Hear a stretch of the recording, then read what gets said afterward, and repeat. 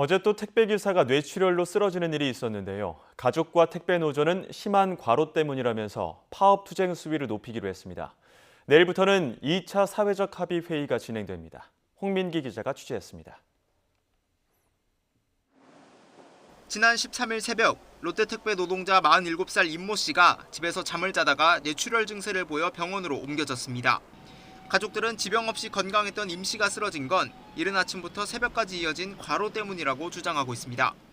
어떤 날은 제가 막 새벽에 안 들어오니까 전화를 계속 하면은 막 어디서 졸았어, 뭐 넘어졌어, 뭐 이렇게도 얘기를 막 하더라고요. 그래서 특히 임 씨 동료와 노조 측은 지난 1월 택배 노사가 체결한 1차 사회적 합의 내용이 적용되지 않은 게 문제라고 분통을 터뜨렸습니다.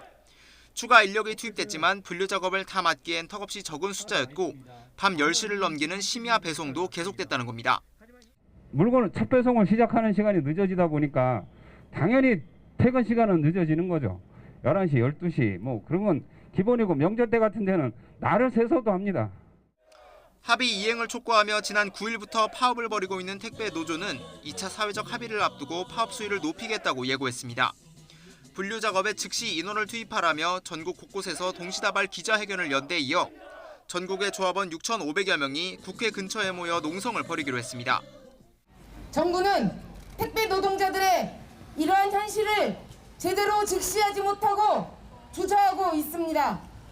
이런 상황에서 택배 노동자들은 불가피하게 서울 상경을 결정했습니다. 택배 노조 소속 우체국 노동자들도 국회 근처 우체국 건물을 점거하고 투쟁에 나섰습니다. 소포 배달원들이 분류 작업을 하는 대신 사회적 합의에 따라 수수료를 지급하기로 약속했는데 우정사업본부가 이를 지키지 않았다고 비판했습니다. 우정사업본부의 이런 행태가 국민들 대상으로 한 새빨간 거짓말이고 사기극이라고 주장하고 있는 것입니다. 택배 노조원은 전체 택배 기사의 11% 남짓이지만 파업이 길어지면 배송 차질을 빚는 곳도 늘어날 것으로 보입니다.